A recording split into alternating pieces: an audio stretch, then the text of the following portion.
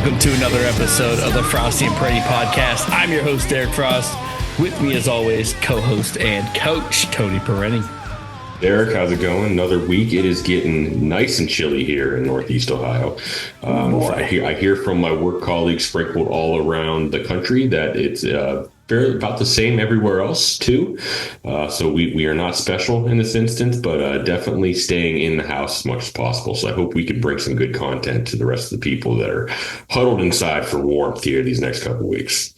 Yeah, you know, when the TikTok ban fully takes effect, you have us to keep you at ease with social media and YouTube. You know, it's great. Yep. You're welcome. Everybody. It's really what we had in mind when we started it back up. It was like you just saw an opportunity out there. Yeah. There's this ban coming. We need to fill the void. So here we are. You know, that's going to put a real big dent, the TikTok ban. I think that was going to be your main platform for your Heelys, viral videos. So what are we going to do now? Show the shoe. Soon after our last recording, I did, in fact, go and buy a pair of Heelys and stay here so it stays out of the... you got to make sure it's front and center. It's going to turn in the back. No, it's got the wheel. Look at that. Let's hear those bearings. Can we hear the bearings? Oh, yeah, it's as smooth as ever. Yeah, but yeah, I got the American Flag Edition. I did try them in my kitchen. Nice Heelys on the back there. I did try them in my kitchen. I did not fall. Came close. What did you grab onto? What did you... Counter. I never let go of the counter. Not once. You're like the little 5-year-old going around the skating rink, just huddling the wall. Yeah. Like if I can find an old walker, like I might go to Goodwill and see if I can get a walker, and it'll be like when you go ice skating and like you have the walkers, you're ice skating. Like, I feel like that's probably pretty good. I need to go to like a tennis court and just, I think like an hour. I got an hour of it. I could have it. Great sport idea. Pickleball and Heelys. Oh God. It is a great sport idea. I like it. All right. Yeah. We need our intern Dave to show up and be our fourth teammate there. Yeah. Oh, he would be. We talked about he'd be good at it. And a full clinic on site. It's a perfect place for you and your budding medical podcast, Derek. For you're going on episode 3. Just bring it to the Healy Court. It's the perfect spot to have it. Sounds like you guys are looking for new locations to film. Yeah. So I'm a featured guest this month. For those who didn't get Tony's reference, I'm a featured guest this month on University Hospital's Pre-Hospital Paradigm podcast, which you can find on YouTube and wherever else you get podcasts. They talk about pharmacy stuff, and I'm the guy, apparently. So it's actually has a following, which is it's more than we got. So when I first looked at it, the YouTube numbers weren't like amazing, and I was like, man, like this is a lot of work that goes into making this podcast. Like it's an ER physician, it's a fire chief, and then a guy who's pretty high up in like UHEMS that runs it. And I was like, that's a lot of money around a table. But it turns out there's this whole like continuing ed platform for paramedics and EMTs. And that's where they actually go to watch this thing so they can get the education credits. So, but for those of us not paramedics and EMTs, you can just pre-hospital paradigm. And I have 2 parts out. Part 3 is coming out this coming Monday. And then part 4 will be live from, at this point, Canfield Fire Department, Cardinal Joint Fire District, if you will, and they will be a live podcast. So I think it streams live on YouTube. You could watch it in real time, pose questions, but don't pose questions. That'll be better. But yeah, I'm famous now, guys. So it's gonna be a live pod crossover, right? I'm gonna say Frosty and Perenni podcast at least 5 times. Vince and I are gonna be there. Just throw us a mic, and all of a sudden we're doing some little pharmacy, a little sports, a little life. It's gonna be their best ratings ever. I got to imagine. Yeah. Yeah. I have a question for the guy with the hat. Who are you? I have a question for you. Why aren't you talking sports? Well, so UH does provide medical for the Cleveland Browns. And it's kind of cool because any drugs they would give on the field or to like first aid generally come from us. Like it's those drugs are under my license eventually. Right. Probably some heavy doses for guys like us. Yeah. We actually just got them back from the end of the year. And so the boxes are going into storage in the Browns box storage compartment until next August when we pull them back out.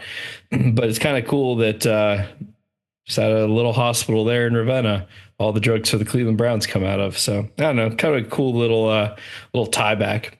Yeah, that is pretty neat. And I think we can all say we're excited for you and your, ascension up the rankings and with all these different episodes and stuff. It's great news that you keep getting renewed for new seasons. I think everybody's excited to see the next one and hoping that eventually you don't get canceled. I mean, everybody gets there eventually. It's a matter of time. But keep pushing. Well, the benefit I've always had is that everything I've put out there has been editable. And then, I mean, they're talking about a live podcast. And it's like, man, and this is one like you can't really swear in. Yeah. You say something wrong, like it could be a career ender. Yeah, F-bombs in that field are probably, frowned upon. Yeah. Recorded ones at least, but yes. Good thing we're not very findable on YouTube yet. So yeah, no, I mean you can search the Frosty Perenni podcast. It does not come up. Nope. Maybe if you search the hyperlink. Yeah. So probably a good time to mention to our viewers if you're interested in checking this out on YouTube, email us. We'll send you the link. I will text you back so fast. It's as direct as the marketing gets. If I heard Derek correctly, though, I think the key to getting more viewers for us, we need to somehow make this podcast become college credit. And I don't know if there's a college football coach, course that they can take that they get to hear all the expertise from Tony or, front management. I don't know what kind of program that might be, but that's what we need to figure out, shoehorn ourselves in. Yeah, well, they do have coaching football classes at some of these different universities and stuff like that. It's usually like the head football coach doing it, not just like some schmuck who has a podcast once a week. But I can dream. Well, I know when I watch, you watch the beginning of NFL games and they, it's like I'm, Tony Romo from the university or wherever. And a lot of them went to School of Hard Knocks. So I feel like we should start there. That feels like a natural pipeline, for what we're doing here. Yeah. Hopefully they have some nice scholarships for us to jump in there in our 30s. Yeah, and if they want somebody to teach a Healy's class, I'll figure it out by then. School of Hard Knocks definitely has a Healy's class. No doubt. Yeah, and Healy's pickleball is clearly on their intramural list of sports. You can get a T-shirt. Absolutely. American flag style to match your Healy's. Yeah. God bless the USA. Oh, man. All right. So we are on the precipice of the College National Football Championship. And what a ride. First year of the playoffs.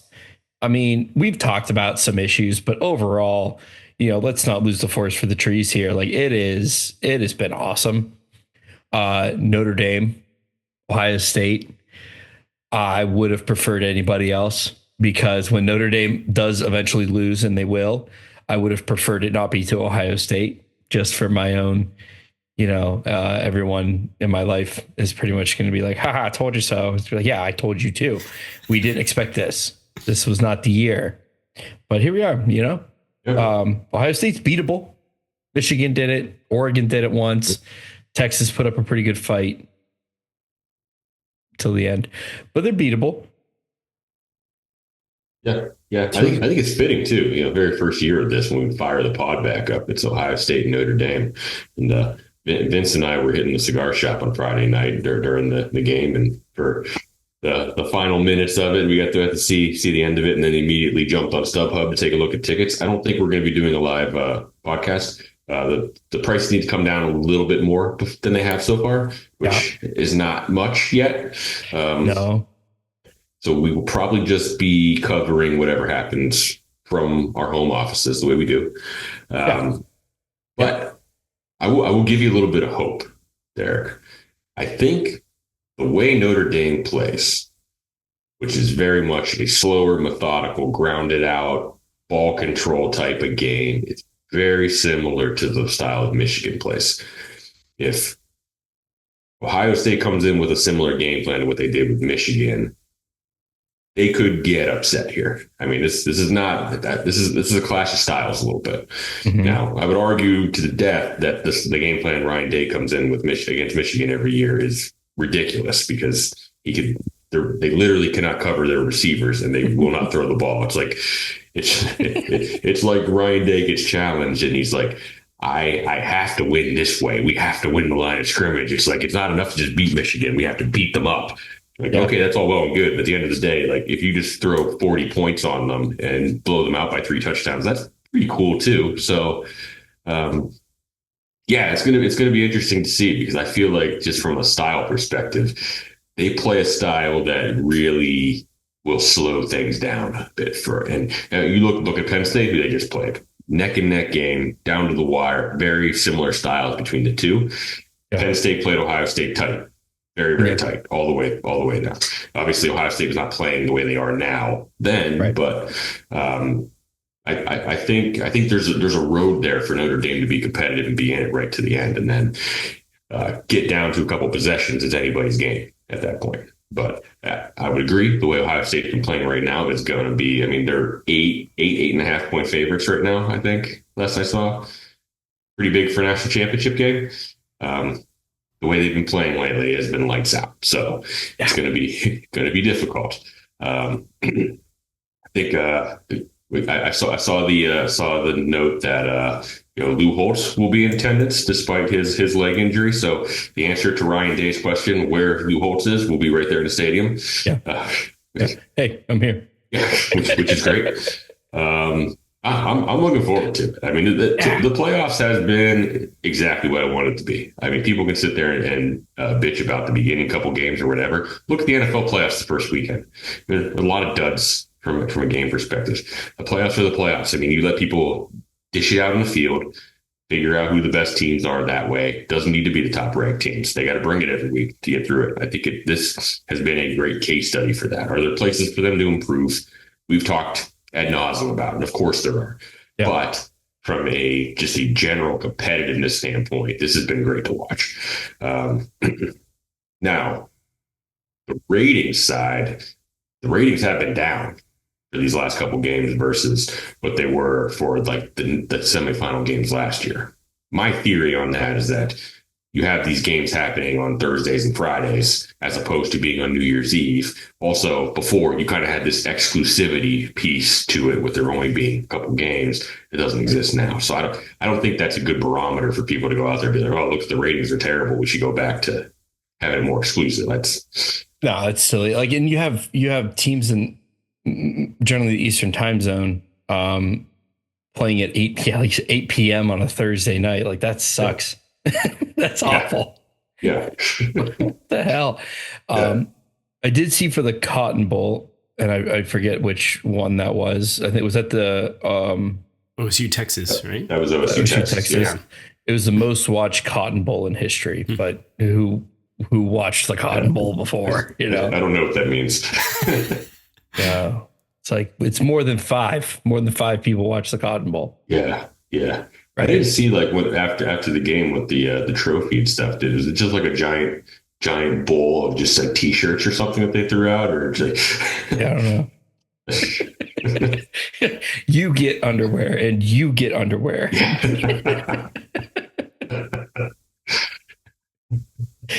Oh man! So that Ohio. So I mean, both games. So and I mean, it tracks for the last couple of years where the semifinal games were better than the actual championship game.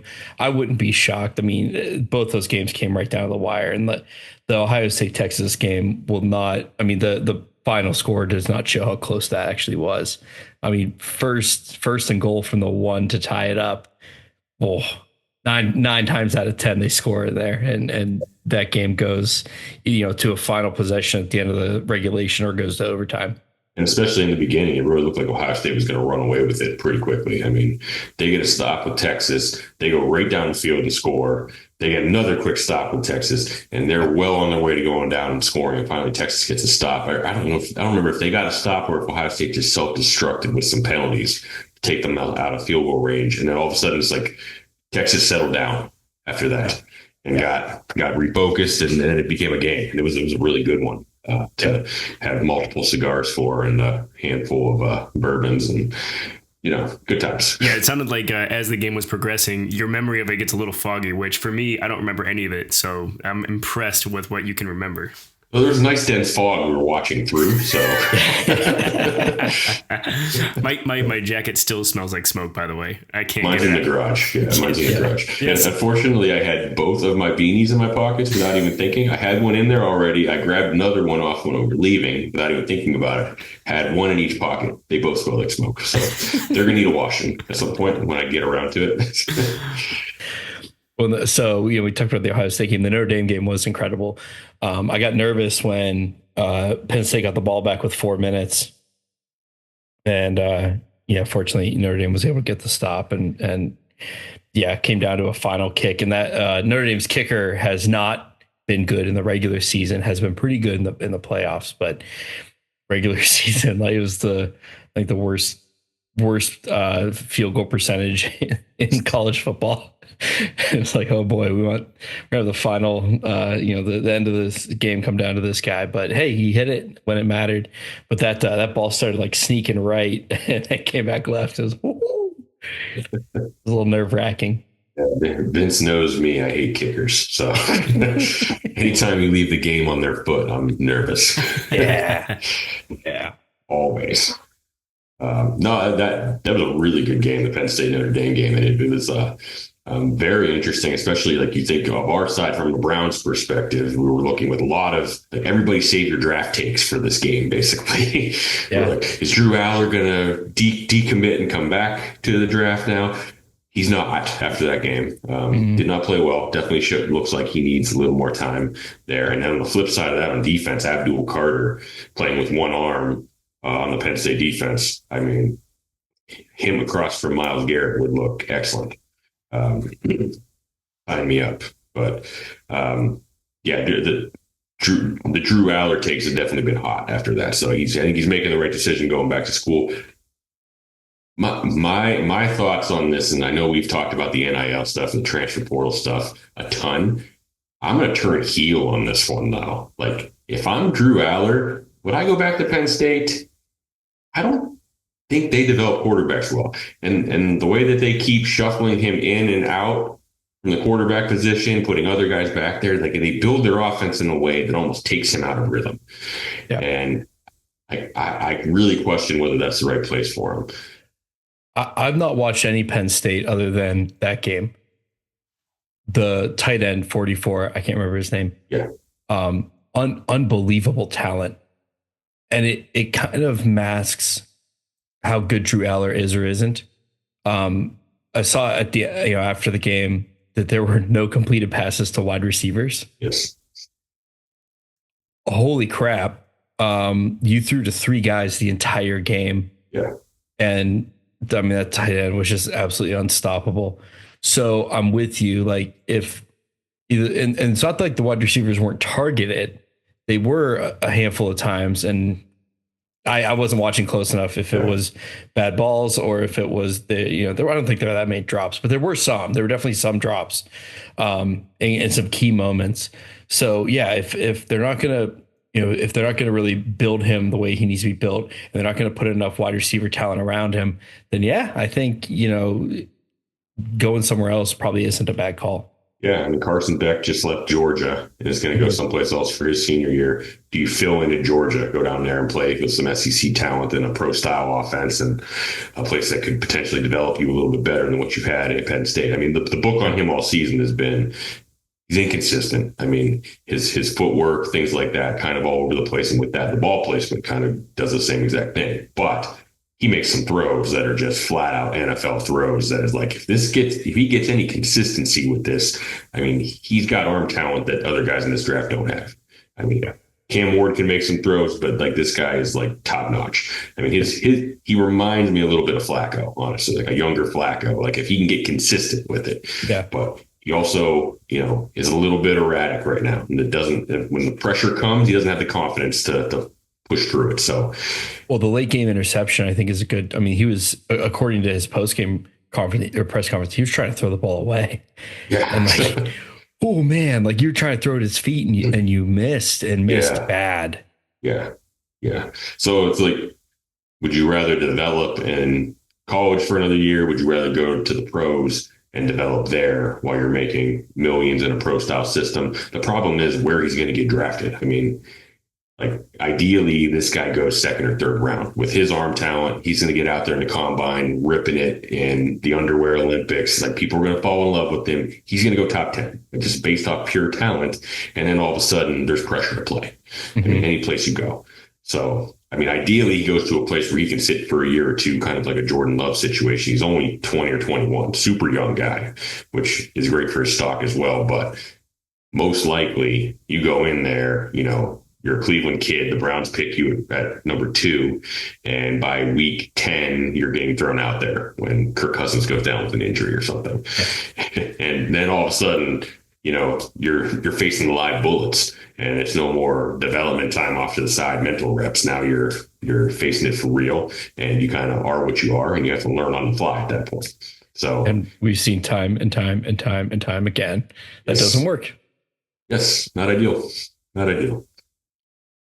Oh, no, it was a fun game. It was good to see all the different talented players, really in both games. I mean, you got NFL guys all over the place. So from a scouting perspective, from my side, I'm watching these guys and I'm like trying to form some opinions on them and get some, get some real film takes from them in meaningful games. And it was good to do there, but also just really fun football to watch. I mean,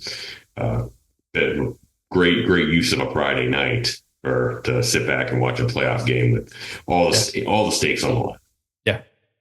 Yeah. I mean, what a great weekend for sports. Is this a good segue, Tony, to pitch the idea that we came up with while we were smoking some cigars and drinking some bourbons? We had a lot of good ideas, Derek. Yeah, you're going to be more specific. Well, we're talking about the draft and how, us boys, we haven't had our time together that much. We the last time I think we were all together was for your wedding, and right before that was the bachelor party. Oh, and I remember, a couple of us were there for Ivy's party. You've had some time with Derek, but like real, just the guys. Let's go to a cabin maybe, and drink a lot of bourbon and watch the draft. Draft weekend again. I feel like Derek's going to have a hard time selling that one, given the April time frame this year. Yeah, that one I might not be able to go to that. You guys should. The cabin's going to be your backyard. It's your garage. Yeah. I might be at the hospital, but you guys have fun. We'll come. We'll bring the cigars.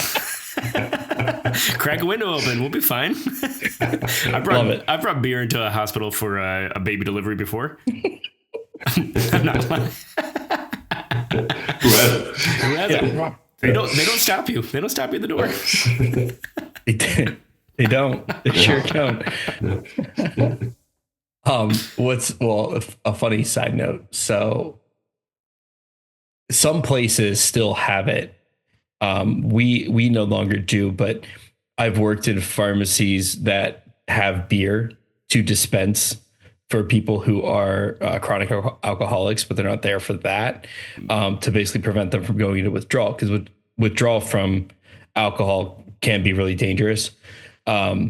Just like go cold turkey. So Speaking of which, we had Wild Turkey, and then we also had Yingling. Not even the cheap beer, like we had good beer. Yeah. And it would be funny to send up a can of beer with like a prescription label on it. And you had to actually prescribe it.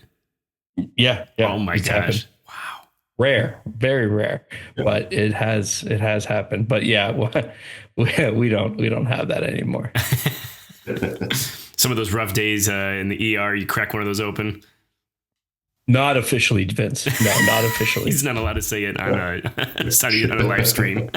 Yeah. That's for the other podcast. Yeah. Definitely off the record. I've never drank in pharmacy. Yeah, we gotta kind of get everybody together for a weekend at some point. But everybody's got a lot of life happening these days, so it makes it tough. Yeah. But somebody would just get married again and do their bachelor party. Like, yeah, what's Dave doing? Yeah, come on, Dave. Jeez. Dave, Kevin, somebody. Yeah. By the way, Kevin, champion of the fantasy league. We never even congratulated him. Congratulations, Kevin. How about that? Pretty much went coast to coast this year, too. Was in the league the entire year and didn't slip when it mattered most. I feel like we've had that 2 years now because Tim was like that last year. He was just a juggernaut all year. I think so. Yeah, Steve had some teams like that back in the day. Some pretty legendary days in the first couple. I think he went back to back, didn't it? Oh, with, two dominant teams. The pilot of this podcast was talking about, is Steve a dynasty, winning 2 championships, and if he wins a third, is that it? And then I ruined it all for him. Yeah, you, Steve. Yeah. He never recovered. I think he's been a perennial toilet bowl participant ever since. Yeah. Yeah, he got lucky for 2 years, and that's it. Yep. Yeah. In a keeper league like this, it just takes the right wild card for like $1 that you get, who just blows up. And I can't remember exactly who his was. Alvin Kamara. That was mine. No, I thought he had him for a couple years and then dropped him. I had him first. And he gave him to when me. I won the championship, he had like 50 something points in a game on the way there because he had like 7 touchdowns. Okay. It was 5 touchdowns. Either way, it was absurd. And then in a playoff game for him, it was like, I'm going to win this. Yeah. He's going to win it by himself. Right. And then you traded him to me, right? I think so. Yeah. And then at some point I got Eckler from you too, I think. I don't know how it all worked, but I think so. Something like that. Yeah. Yeah, and that was the whole thing. We had to implement the penalty because Steve tanked the last year before a penalty, and it was just like, this sucks. Like, you can't do that. And then, he used that to then win 2 championships. Yeah. Nobody ever paid any of their dues. I was wondering about that. I was wondering that too. Yeah. No one paid. So, I mean, I should probably reach out and start collecting money. Kevin should probably get some funds for this. Well, yeah. And at some point we have to figure out like what we're doing, because we're still collecting the money for like the ACT. Yeah. So I think there's like $150 in a slush fund. Yeah. That we probably should get rid of. Well, if we invest it, see what it earns. I think this whole penalty. Obviously, we've been pitching around some ideas, but maybe we come up with a final penalty that we actually implement, and we have some kind of party, and it's a draft party. Maybe we'll do it at your house and do some penalties, and and spend the money on beer. No, somebody would have to do that penalty. I don't like that idea at all. Yeah. What if we just keep it simple with the penalty? And it's like, if you're the toilet bowl loser, you don't get any keepers. Completely eliminates the whole tanking for keeper value thing. The problem with that, I like the idea. The problem, though, is that it's going to be hard to dig out of that hole. Because I hear what you're saying. The thing, though, that I'm seeing is that, like, I don't see teams tanking anymore. Like, I think we got that culture out of the league and got the people out that were not paying attention. Also, recognizing nobody paid as much attention this year as usual, but at least everybody was setting lineups. I got an idea. So you get to keep 3 players, but they're not the players that you have potentially. So somebody can say, I want that player, and they'll give you 1 player that you have to keep. And you can choose from their roster the players that they're not going to keep, and you get that player. So let's say I have 2 really good keepers, but I don't have a third. I want to get that third keeper. You could take anybody that I'm not keeping on my roster. It's like an expansion draft, basically. You don't get to keep any of your own guys, but anybody who's not kept elsewhere for the values they were drafted at, you can go ahead and pick them up. Be eligible. Yeah.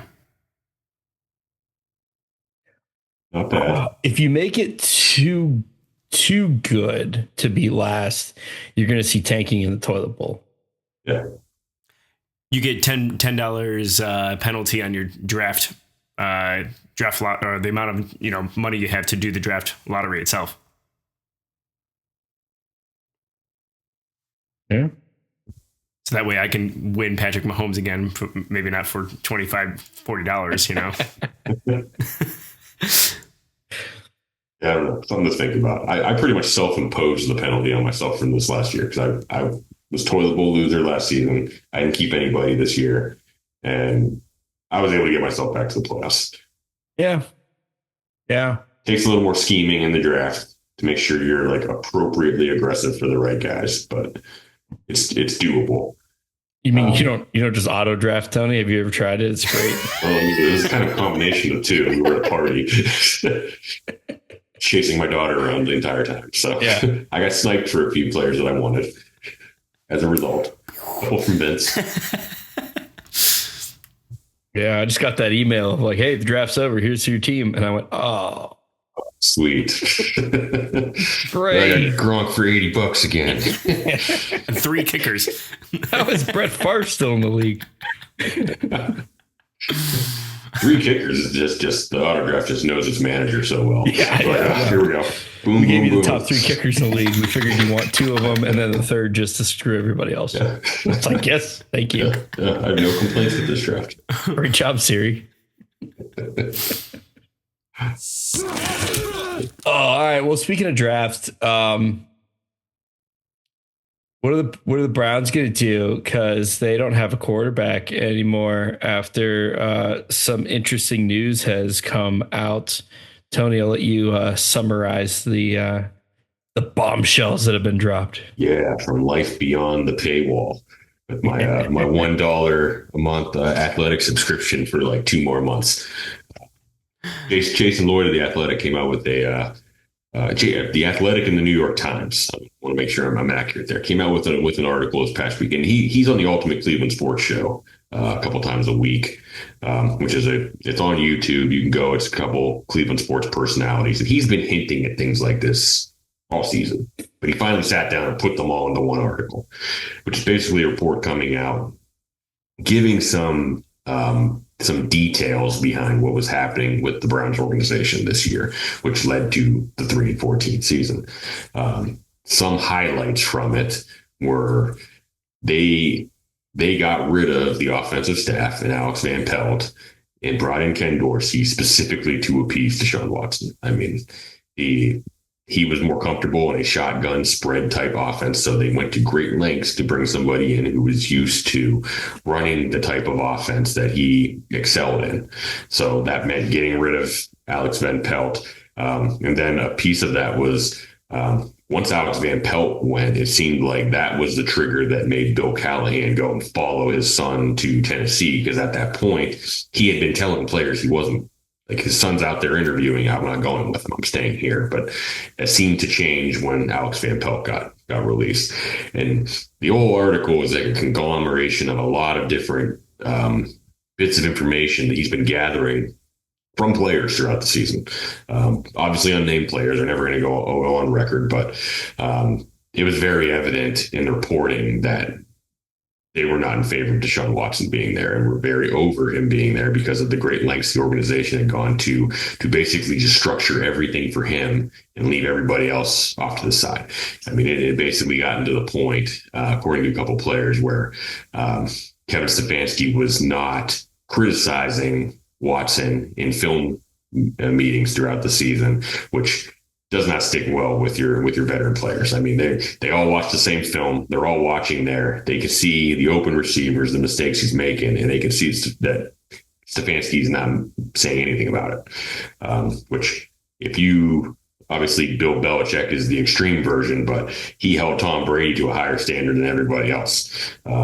So if you're afraid to hold your star quarterback accountable for his mistakes, that creates a problem for everybody else. And it really just it showed in the article that the team really realized in the summer that this season was not going to go as they wanted it to go. It just kind of felt like they, at that point, they were committed to trying to make the Watson thing work and just had to push through it.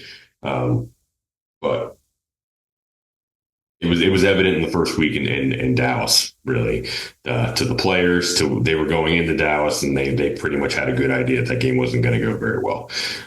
So it's a great read. It's not a super long read. If anybody has a chance to go in there and take a look, or get behind the paywall to read it, I would definitely recommend doing it. I'd say the most surprising thing to me in the article was that none of it was surprising at all.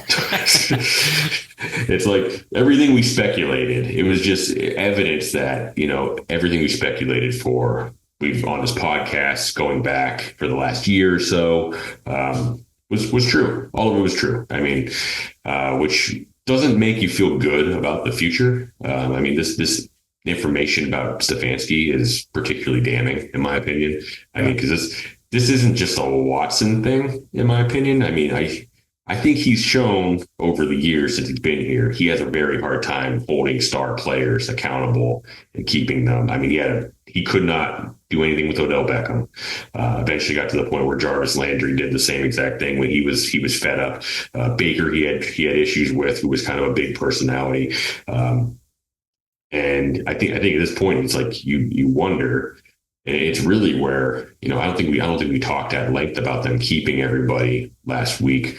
But it had gotten to the point where I was kind of in support of getting rid of Stefanski and Barry, because just for the simple fact of, I don't know how you put the toothpaste back in the tube, because now you're going into year 6, and now you're saying we're finally going to empower Kevin Stefanski to do things his way, which the players have been just watching this for 5 years. Mm-hmm. This whole thing with Watson, they've watched you undermine the head coach over and over and over. And now it's to the point where year 6, all of a sudden it's his show to run, and you guys are supposed to be, fully on board behind him, which I get the feeling that they like playing for him, but it's like, from a trust perspective, it's hard to, I mean, if you put ourselves in that situation and you had like a boss who was just continually undermined by the people above him, and then all of a sudden he comes in 6 years later and he's, finally empowered and starts trying to throw his weight around, people are going to be kind of, rolling their eyes. Yeah, without any changes above, right? Like, yes. Like if there's that leadership change above, GM changes, whatever, and then you're like, okay, now like he can really shine, but nothing's changed above him. No. And that's why I kind of got to the point where I was like, I feel like you have to just restart. I feel like everybody involved with this has to take what they've learned from this experience and move on elsewhere. Like I think we all probably agree that Stefanski is a good coach and probably has a good future in the league. Same with Andrew Barry. Andrew Barry's 35, 37. I mean, he's from a NFL perspective, he's a baby. I mean, he's learning on the fly, just like we're learning in our jobs on the fly. I mean, it is what it is. And I think he's going to have a good long career, but how many of his mistakes and things do you have to live with before you make a change just because he's going to be good one day? And right. It just becomes, one of those things where it's like, and then you had Mike Vrabel in the building, who was the belle of the ball from a coaching hire perspective this year, and you let him out of the building, which to me, it felt like the low-hanging fruit to go out there and be like, you should move on from Kevin and just hire Vrabel, because you've already given Vrabel a head start in this roster. He's been there for a year. He knows the issues. He doesn't need to, ask about things in the interview about how things operate. He knows all of it. He's been there. Yeah. Like that's very beneficial. So I'm nervous going in, because, these guys are now going to be the ones picking the quarterback moving forward. And hopefully with their feet to the flames now, because it's got to be, you're going into year 6. I mean, this cannot turn into what it was this past year. And if we talk about like the quarterbacks that are going to be at the top of the draft, the ones that are slated to go there, Cam Ward from Miami or Shedeur Sanders, like, he's not going to be able to hold Shedeur Sanders accountable based off everything we've seen. He's not going to be able to, and this is why I'm not for bringing Shedeur Sanders to Cleveland, is because of that, and because of the second things start going wrong, you're going to start hearing rumors about Deion Sanders to Cleveland if he's not recoaching someplace else, which is another story we can get to. But no, I mean, it's troubling to me. It's like you said, I mean, you change nothing and you expect everything to change next year. And it's just the players in that locker room had to watch all of this, and all of a sudden they have to be like, oh, okay. Like it feels like, and I put my dad hat on for a minute, we watch these simple songs with Ivy all the time. There's this one on there about who stole the cookie from the cookie jar, where you have all the animals, somebody stole the cookie, and they all go around just blaming each other until finally it gets to the last one. I think the one I'm thinking of is the octopus, and he stole the cookie. He's like, oh, you caught me. Here's the cookie. You want to share? And then he just passes it around. Everybody just forgives him immediately. Like this is the equivalent of that, where it's just like, oh, it was the quarterback's problem. Everything's fine, guys. We're going to be great next year. And like, no, you guys fucked this up. Like you saw this train coming since the summer and did nothing to stop it. And I don't know how nobody gets held accountable for that from a leadership perspective.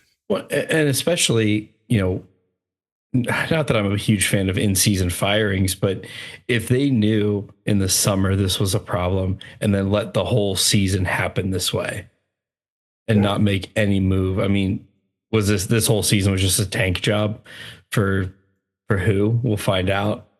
Yeah, and it's mind-boggling, because then you look at this past week too. They've already hired an offensive line coach and an offensive coordinator. The offensive coordinator, near and dear to your heart, Derek, Tommy Rees from Notre Dame, just gets promoted from within. If you were just going to promote the guy from within, you could have made that change week 7 and gone back to the Stefanski offense in real time and not like gone through this whole thing. So like, I do think I don't mind the hire at all. I think he's a good young talent who is, he's been around a lot of good coaches. He's in high demand. He's in OC at Notre Dame, OC at Alabama. Like, I mean, mostly in the college game, but the last year or so he's been in the NFL. Yeah. To have done that stuff before he's even 30 is wild and impressive. But it just goes to say, it's like, they did nothing this year to stop any of this that is happening, and then now you just expect all of it to change. Now it's like you're going to flip a switch and all of a sudden things are going to get better. And I was thinking about today, and it's like,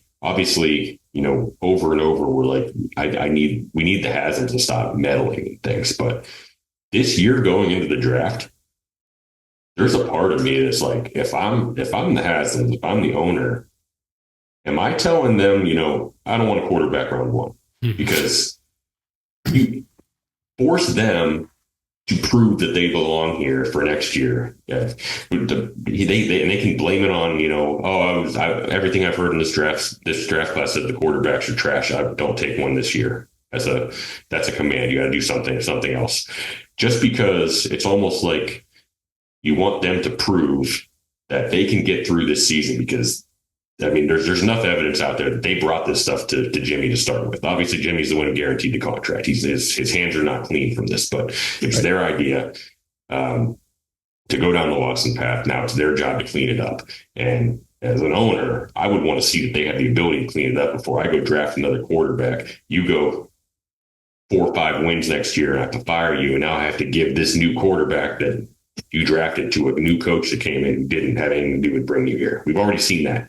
That's already happened. So it's like, I almost think it would be beneficial for Jimmy to go in and just say, no quarterback round 1. You got to get more creative for this year. We can talk about 2026. It's going to be a better class anyway. But so would you trade your first round pick and for a first round pick in 2026 and try to get a Kirk Cousins and get you through it? Is that how you clean it up? Kirk Cousins is going to come super cheap, so you're not going to have to. I think ideally you're probably trading back. No, I'm saying, get Kirk Cousins in a separate deal, and then you get a first round pick somehow in 2026. Yeah, giving them your first and something, so that you guarantee yourself a good quarterback in 2020 and the following year. Is that how you clean it up? Most likely, you would get enough ammo to go after him in 2026. Because if you put the shoe on the other foot, then this is the owner's perspective, where it's like you don't want to entrust these guys to do this if you're not 100% sure they can get through it next year. But on the other side, if you're Stefanski and you're Barry, what's the best way from just a survival mode to keep yourself there multiple years past this? Draft a quarterback, first overall or second overall. Draft Cam Ward, draft Shedeur Sanders, draft somebody like that. And then all of a sudden you have a veteran starting this year. He goes into week 10.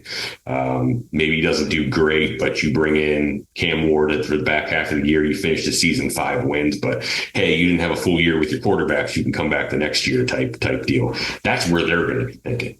So I fully believe that they want to take a quarterback at 2. And just for everybody out there, that's the only thing you're going to hear for the next 3 months, because it is everybody's benefit in that building if other people think they're taking quarterback. So you're going to hear nonstop from insiders that they're definitely taking quarterback. Just, it might be real. It might just be noise, but I fully believe that's what they want to do in order to prolong their time in Cleveland. So what I'm hearing is Deion Sanders is going to be coaching the Browns next year.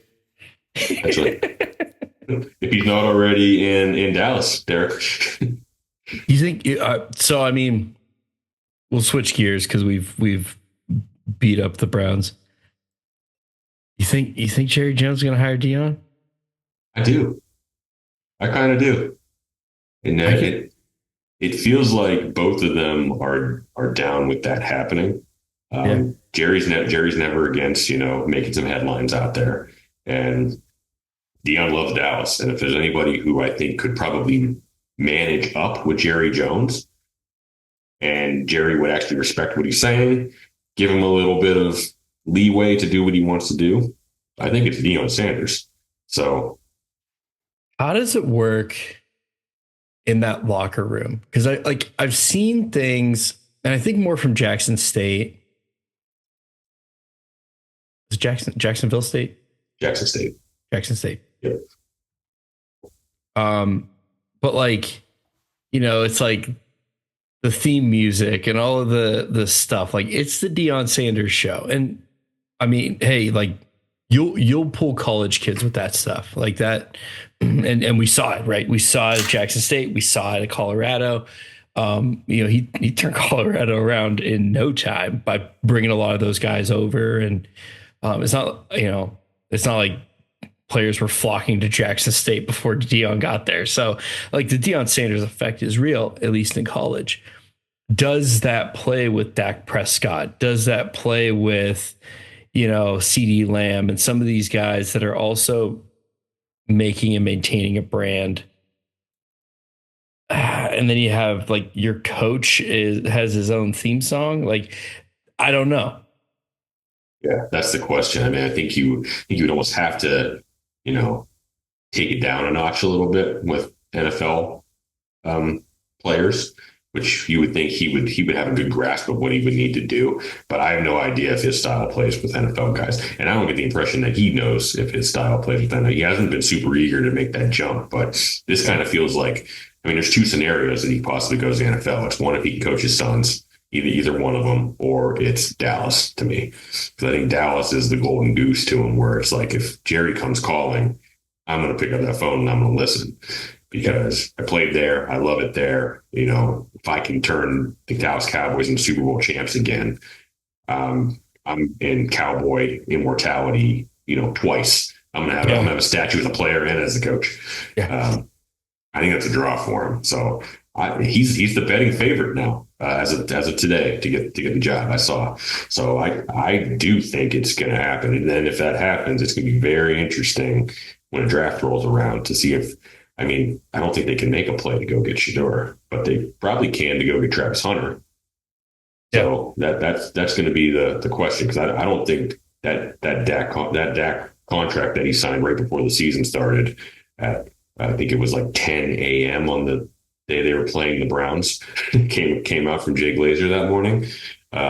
That's not tradable. I mean, the amount of dead cap space they would have, or dead cap they would have to take next year is like $105 million. It's worse than the Watson contract just because it's more recent. I mean, if you sign somebody like that and try to immediately trade him, the NFL basically punishes you with the cap structure. So there's been capologists who've gone down and done articles and like, well, it is doable if you do this, and this. Jerry has never shown that he is smart enough to do any of that stuff with contracts. He's the worst with the contracts. He pays everybody late. He overpays for everybody. His son, definitely not smart enough to figure that piece out. So Dak's not going anywhere, guys. Like he's going to be there. So, I mean, you can trade up assets, real big assets, to move from 12 to 1 or 2 to take Shedeur. And I guess he just like sits behind Dak for a year and then they just switch for the next 2 years or something like that. I don't know. I guess it's up for them to decide if that's worth the lift or not. But I could see a scenario where he does make a play for Travis Hunter, but it's going to be costly from where they are in the draft. It's going to be multiple ones at least to move up. And do you do that for a guy who's not a quarterback? And Travis Hunter, I know he can potentially be a star at 2 different positions, but still seems like a lot. Sounds exactly like what the Cowboys would do. It does. Jerry Jones has him written all over it. Yeah. It's definitely interesting. What was I telling you when we were going to the cigar shop, Vince? I was like, that was the number one reason why I did not want Shedeur Sanders in Cleveland, is because the second that happens, you're going to start hearing rumors about Deion Sanders to Cleveland, and it's going to be noise and noise and noise. And there's just too much of the Deion noise that comes with him. And like, I like Shedeur's game. I don't think he's like an elite talent. Like if he was in last year's quarterback class, he would have been 5 or 6 in that class. And you're going to be taking him super high this year just because of out of necessity. And I just think there's way too much there from a star celebrity element. And this organization has shown over and over and over again, they do not handle the celebrity quarterback well at all. Like Johnny Manziel, Baker Mayfield, Deshaun Watson, it's all been a disaster. So they need to stay away from that type of quarterback because there's nothing but evidence that it doesn't work here. It's kind of like, it sounds like the Ball family type of thing, but except that ended up being successful. Is it Lamar Ball? I can't remember which one, but LeVar, yeah. And it became successful because I think the Ball kids finally told LeVar to go away. Like we haven't heard from LeVar Ball in years, right? And now they're being successful. But at the time, I mean, those kids were hated in every gym they walked into because of their dad. I mean, it's just, it's too much. Yeah. And I think the big difference is that Deion is generally liked, yes. And there's an aura about him. But I wonder how that jives and clashes with. I mean, like you even see on a different scale, but like Mike McDaniel's in Miami. Last year Tyreek Hill's going on and on about how great he is, and now all of a sudden it's like things went a little south, and you can manage the egos when you're doing well. Can you manage the egos when you're not? And maybe not. Yeah. And if you just consider maybe he stays in Colorado and the Browns draft Shedeur, or anybody draft Shedeur, the Titans, Giants, whoever, you go into week 4 or 5, Shedeur starting. He had a really bad start. Deion Sanders has a microphone in front of him every single week. Like he's talking Colorado football, but people out there are going to ask. They're always going to ask about Shedeur. Yeah. So, and then a soundbite gets out, and it gets out to the media, and in Cleveland, or heaven forbid, New York, that soundbite goes out to the Giants fan base in the Big Apple, and all of a sudden there's noise for Deion taking over there. And it's just like that. And that honestly is why, like, I'm not 100% sure. Like, I think out of sheer desperation, he's going to go top 5. But I think there's a scenario that exists out there where he slides too, because there's going to be a lot of insecure franchises that are not going to want to take on that. Like if you're Tennessee at number one, you got Brian Callahan going into year 2, who hasn't really earned anything yet. You have a new GM coming in. Do they have the confidence to go out there and be like, we're going to take Shedeur Sanders and possibly take on the noise that could come from Deion if this doesn't go well? Yeah. I have doubts. I have real doubts that they would do that. And I think there's a lot of teams that are going to be in that bucket because they know just from their own longevity, it could mean the end of them if this goes south very, very quickly, faster than it normally would for a quarterback. What I know is that listening to you both talk about this kind of stuff, so like the college football playoffs, now the draft, it really energizes me and makes me actually want to watch stuff. So the draft party has to happen, Tony. I'm getting all amped up now. I can't wait to see what happens to Sanders. And I want to see what happens with the Browns second round. You know, what are we going to do? How many shots are we going to take? I just cannot wait for this. There's going to be so many trades, so many last second trades. Oh man. Hopefully not as much as there was during the bachelor party. That went south real fast. My 3-month-old Jello shots that I had in the cooler that I brought with me. yeah, they went down fine after a couple shots. Absolutely, anyway, so. A little fermented, but it's okay. Yeah, it's fine. So I'm trying to remember the drinking game. So you take a shot for every quarterback and every trade, right? Yep, that's right. Yep. Yeah. And so if you traded for a quarterback, that's 2 shots. Yeah. And then if they took the quarterback. I feel like there was one. Well, and then at the beginning of the draft, you do a shot for all of the trades that happened leading up to the draft. Yeah, any drafts that happened or any trades that happened before that, you did shots for. Yeah. Prior. Oof. It was rough. Yeah, it was a lot. It was a lot of alcohol in a short amount of time. To start, we all had arrived and we immediately started drinking for this game. That was that. Yeah. This was arrival day.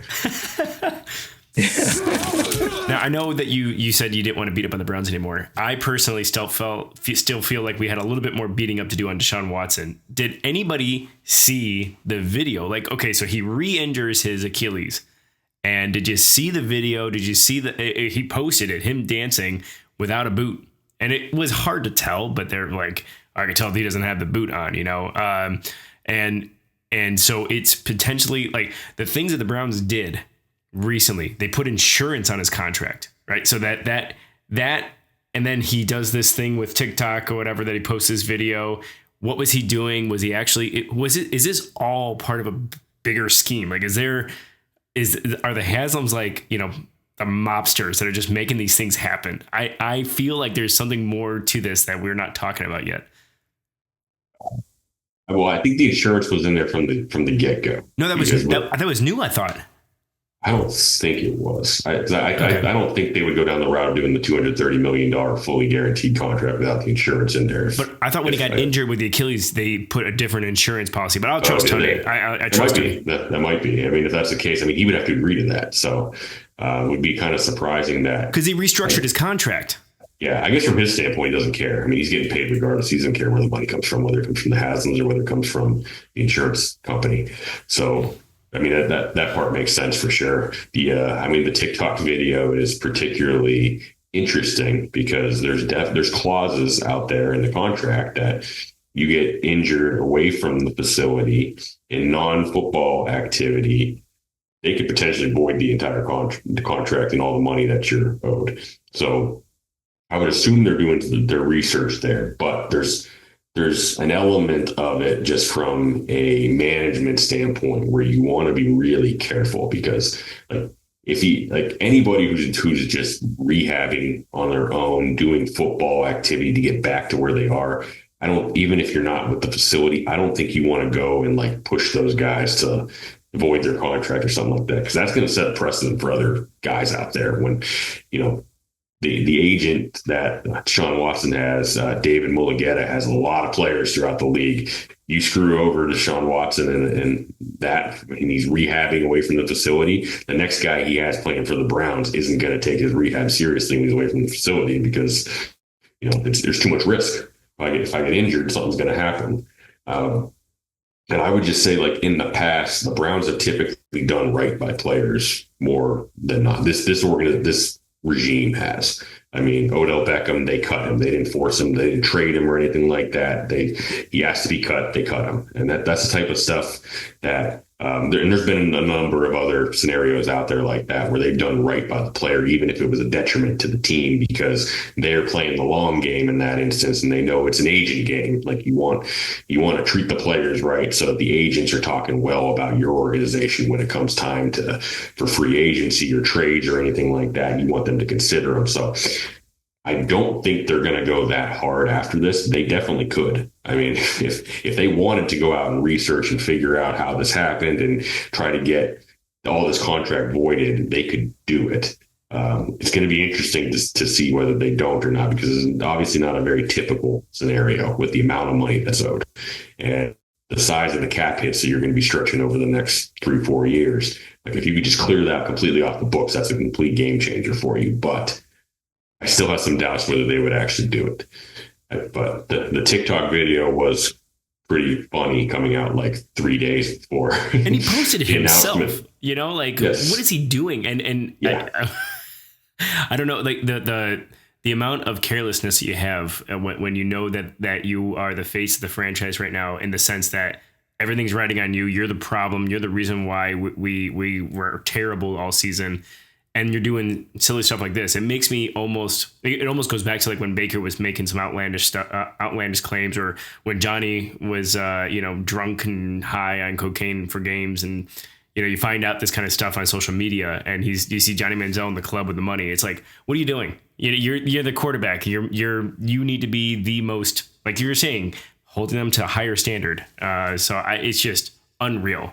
Because Deshaun Watson, I mean, he has to, I think, put in his mind that I'm coming back, right? He can't just kind of live life the remainder 2 years that I'm not playing another down. How do you go about that? I mean, he's guaranteed the money regardless of what he does. I would assume he loves the game enough that he's trying to get back at some point.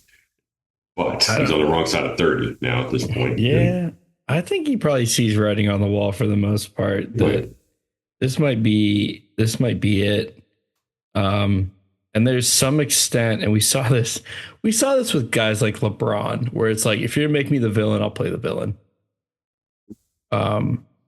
And going to Miami, you're saying? Well, like when he went to Miami and like, I just remember, I can't remember the exact words now, but like effectively, like if I'm going to be the villain, then I'll be the villain. And that's the role I'll play.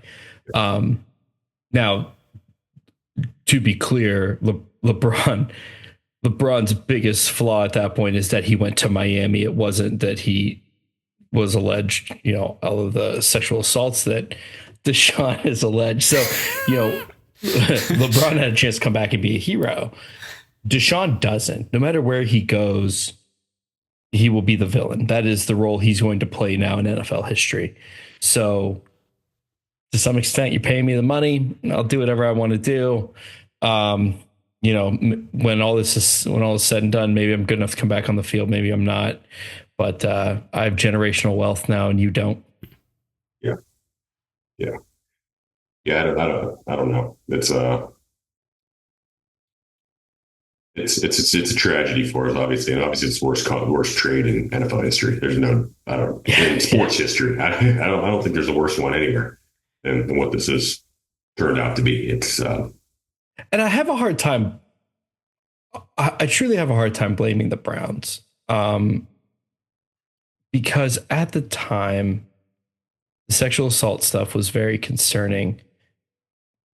I don't remember anybody being concerned with like, do you think Deshaun can still play? Like, he was coming off of being a year in, year out. Maybe he didn't make the Pro Bowl every year, but he could. Any given year, he was going to make the Pro Bowl. And it was going to be the best quarterback talent Cleveland has seen in a long time, if he could be any version of the Texans quarterback that he was. So, yes, it goes down as the worst, but like, I don't even think the biggest critics would have thought this is how it was going to go. Nobody saw it going that way. And there was 14 other teams going after him hard too. So the rest of the league was not like innocent in this whole thing when I know they want to throw snowballs at the Browns over it, but it's like, half the league was going after this guy. He was a top 5 talent. To me, the bigger issue was the response once he got here and he figured out that the dude cannot play anymore. And it was a sunk cost, and they just continued to go down the road. These guys who are supposed to be like Ivy League smart guys to be able to understand just from a business perspective, the sunk cost fallacy when things are happening, get out of it. There's no point in continuing to go down this road. And they did. They just knowingly, they did it. They put their entire roster through it. And to me, that is the part that it's not the fact that they traded for him. I mean, it didn't work out, Yeah. But the way that you just refuse to admit defeat on it when it was very evident that it wasn't working, that to me is where it landed. I think when you say there's 14 other teams that were looking at him, so it was like, let's say year one, we say, okay, he's not going to work out here. This is just not the right formula. His draft or his trade value wouldn't have diminished that much. So you couldn't at least get something back. You wouldn't get the full contract back, but you can at least clear some cap space, right? After you give him that contract, it's untradeable. Nobody wants that contract. No. He got hurt pretty quick in this season too. Well, the first season he sat out the first 11 games because of the suspension. So the first season was a wash anyway. Yeah. And then you didn't even really get to see him until last season, year 2. Yeah. And I mean, he really stumbled around in that, but it was eventually starting to show signs that he was coming back and catching the offense. Then he went down with a shoulder injury, which was a serious shoulder injury. I mean, that was like a baseball injury. There's really no history of quarterbacks coming back from that type of injury. So we have no idea how much that played a role this season. I don't think it played that huge of a role. It was him just holding onto the ball nonstop and not being able to know where to go with the football. But to me, he was starting to grasp the offense, and you changed the offense to appease him. And that completely just reset everything. So not only is he not grasping the new offense, the rest of the team is not grasping the offense. And that was it was very apparent to me in the first couple of weeks. Like, this is going to be bad. Like, this is not going to get better. And I could tell from the get-go, the only way this offense gets better is if you put Jameis Winston in there. And I don't even know how high the ceiling is with him, but you have all these people trying to learn this new offense at the same time. You have Ken Dorsey. You brought in Andy Dickerson, an offensive line coach, who was also interviewed for the offensive coordinator job. You brought in Deuce Staley, a running back coach who has been a head coach candidate before. You brought in Tommy Rees, who was offensive coordinator at Alabama. Like, this is like this Frankenstein of an offensive staff that you brought in, put together, and then put under Stefanski, who was already an offensive mind. It reeks of like a Silicon Valley think tank type approach. So I can immediately tell whose ideas it was in the front office to do it this way, and it bombed completely. So you have all these different ideas trying to mesh and create one cohesive unit with all the offense trying to learn it with a quarterback who never, ever, ever operates on time. It was never going to work. Like, it was very apparent, like, after 2 weeks of seeing it, I'm like, this is not going to get better. The only chance it has to get better if you put a quarterback who can actually operate the offense on time, and then people can actually start learning, figuring out where they're supposed to be, understanding their blocking assignments. But until then, I mean, this offense is not going to operate the way it's drawn up, and the way it's drawn up is still a work in progress. Don't you think Dee Podesta would have said, like, hey, let's put all of our players in Madden and they have this playbook and let's see what happens. See how far they go in Madden. Simulation mode. Yeah. I'm sure the Deshaun trade worked out great in Madden when he did it. Oh yeah. Probably won a couple Super Bowls. And like, he was on the Madden covers. Yeah. No, I play that Madden. Was it 23? And oh man, you can really launch the ball with Deshaun Watson. Yeah. So I'm over here Wikipediaing, guys, because it piqued my interest when we started talking about that draft night. I think I counted here 20 trades from that first round. Shot after shot. That was only one quarterback. One quarterback. Kenny Pickett. That was it. One quarterback. But I have Chicago to the Giants. I have Denver to Seattle Seattle to the Jets. They traded twice. Commanders to the Saints. Vikings to Detroit. This is just a pick 12. By pick 12, we already have 1, 2, 3, 4, 5. Then pick number 13 got traded twice. I remember that one. that was the Browns originally. Yeah. They traded to Houston. Houston then traded to Philly.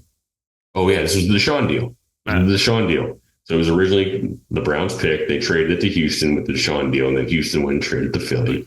Who'd Philly take with that pick? I'm just curious. They took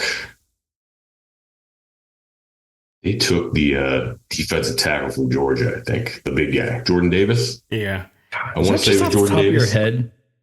Yeah, it's in here in the Wikipedia. You're making me scroll for it. Jiminy Christmas. Pretty sure it was him. There was a really good article written about the breaking down the Deshaun Watson trade and what happened from all of that and who actually was a winner. And it was interesting to see, like, there were so many picks that were like, this player's not in the NFL anymore. This player's not. So it actually, on our end, the picks we gave away, what it actually brought to the NFL, it was really hit or miss. There wasn't, there weren't like, oh, you got a Patrick Mahomes out of this, none of that really happened. So, but there were some really good players too, but it's still like, if I would have known that was going to be my result from those picks, I probably would have done the same thing. I would have taken Watson for that. Yeah, at that time. Well, that's the entire analytics mindset. The entire Sashi Brown approach was to get as many picks as possible because it's a crapshoot, basically. Yeah. Now, if you have somebody who's really talented from a talent evaluation standpoint, it can hit on that at like a 60, 70% clip, you're ahead of the game when you combine all those different pieces. But basically, the whole analytics thought process is like, get as many assets and as many picks as you possibly can, so you get as many cracks at it as possible, because it increases your likelihood that you're going to land a good player.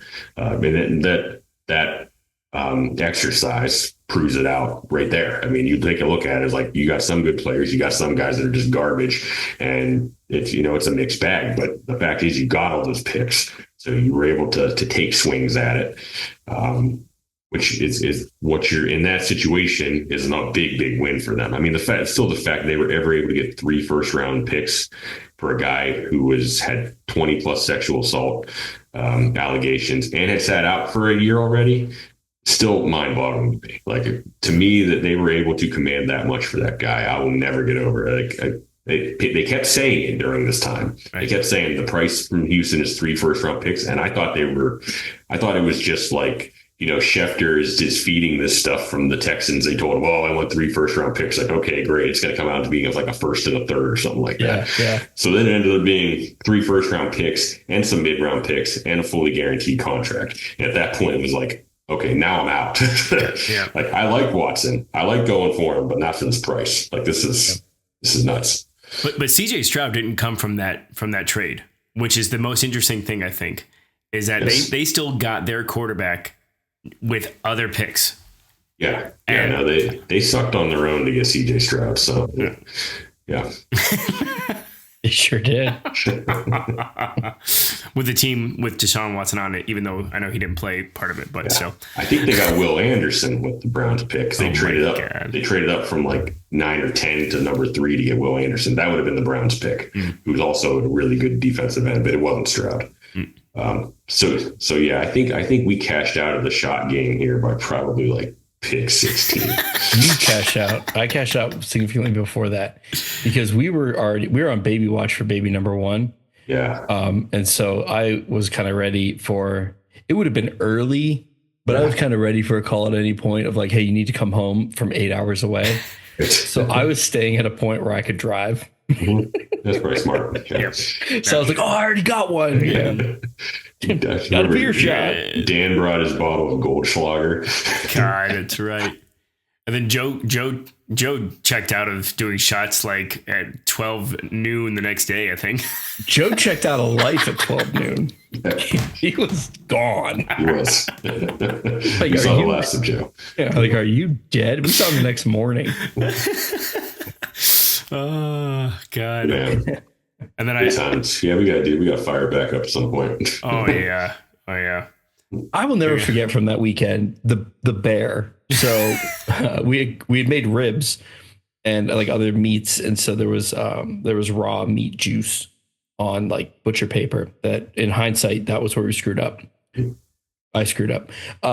Put that in the trash can. So we come out later that evening to a bear, black bear, yanking on the bear proof trash cans. They're not bear proof. They are slightly bear resistant. And just boom, yanks it open. And we had a trailer where we brought the cooking stuff. And so the gate is down on the trailer. And Vince is like, the trailer. I was like, yeah, don't worry about the trailer. It's my father-in-law's trailer. If I tell him, hey, it got destroyed by a bear, he's gonna be like, are you guys okay? We're like, yeah, we're fine. And he'd be like, all right, yeah, good. But Vince is like, we got to put the tailgate up on the trailer. So we're all standing on this like second or third level balcony watching the bear just rummage through the trash. Not really sure what to do because none of us have ever seen a bear that close. And all of a sudden you see Vince like dodging and weaving, running up to the trailer with the bear 20 feet away. And it's like, Vince, back in the house. Like, what are you doing? And he just like lifts up the gate and then runs back in. And I was like, what the hell are you thinking? And he's like, well, I wanted to close it. I don't want the bear to get in. It's like, everyone's going to be fine. I personally thought you had food in there. And like in a cooler or something, still. He was protecting the food. We need to eat, boys. I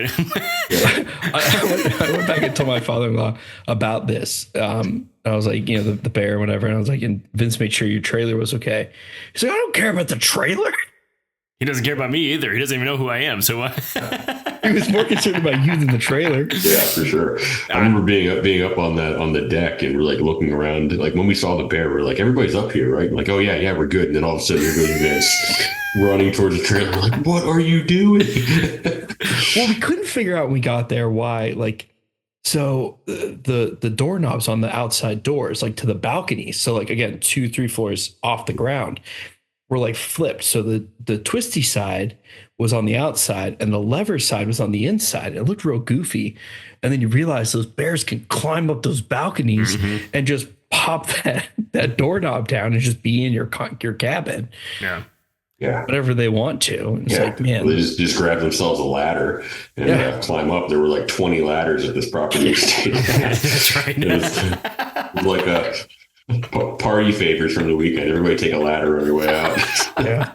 We were so concerned about not having firewood, and like Steve had to buy firewood on the way. And then we got so spooked by the bear being out there that we were just like, I don't think we're going back outside tonight. No, not really the place I want to do fire outside.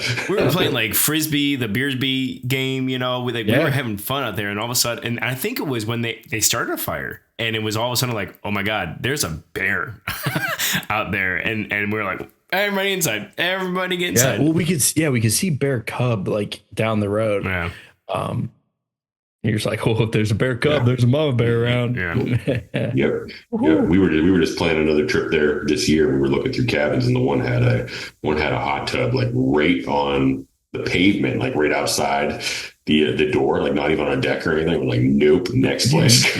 Not a chance am I going in that hot tub. Especially as many bourbons deep as we were in. I mean, I remember trying to get out of that hot tub. I flipped the table somehow. I don't even know, but Yep.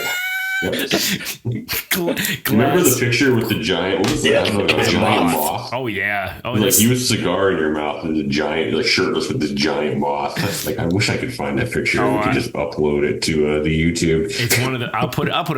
I can slap that up here. It's one of the one of my favorites. Oh my God! Yeah. I remember I sent that with no description to Amanda on the way back to your wife, and she had no response back. She's like, never responded. I didn't need to know any evidence of this weekend. I remember going to Dollywood that next morning after the first night, and it was rough. Or maybe it was the second night. I can't remember, but we were trying to get breakfast, and it was like that place that had just giant Gatlinburg, not Dollywood. Was it Gatlinburg? Okay, I thought that's where Dollywood was. Dollywood's an amusement park. Well, okay, but Dollywood is there. We didn't go there. That's what I was in. It's in that area. I thought. Yeah. Okay. Whatever. Gatlinburg. Downtown roller coasters. Downtown Gatlinburg. Whatever. Yeah. So with that place with the giant waffles and whatnot, and it was just like we're all sitting there just going, can we do this? Can I stomach this? We started at the other place, I think, first, right? And we just get a beer and just hear the dog type of thing. I think we had to go. We went to like the moonshine place first. Did like the moonshine tasting because I think we had to wait at the breakfast place. Right. We didn't end up having breakfast till like 1 or 2. Like it was like an obscenely long time after you've been up all night drinking. Yeah. Like, and I remember Jared drove and was through the mountains, and he is not shy about hitting that gas pedal going downhill. I'm like, oh god, oh here we go. Yeah, and after drinking, those windy turns are brutal. I remember Joe's bachelor party in West Virginia. And we went it was at the Ace Adventure Park, which is basically this giant lake. This lake, it's not a giant lake, but it had giant inflatables in the lake. So it's just like a big amusement park for adults to just go and jump on stuff in the water. And we had a cabin right there. And so night full, a ton of drinking. And the next day we were going whitewater rafting, and it was, I want to say like a half hour, 40 minutes away. We had to take a bus to go there, and this bus driver was like the bus driver from South Park. Is what I would compare her to. And like she just reminded me of this, and she is just like booking around these corners, and like all of us are just like about ready to hurl. Like you just look at everybody, like I was not feeling good. You just look at everybody had the same look on their face. Like, this is bad, guys. This is bad. I think a couple of people when we got there, they had like the outhouse style bathrooms. Like they booked it right to the outhouse and had to hurl. Like it was not ideal after a night of drinking. But you jump in the river afterwards, it completely cures it. It's amazing. No. But that ride to it was brutal. Mrs. Crabtree telling you, sit down and shut up. Yeah.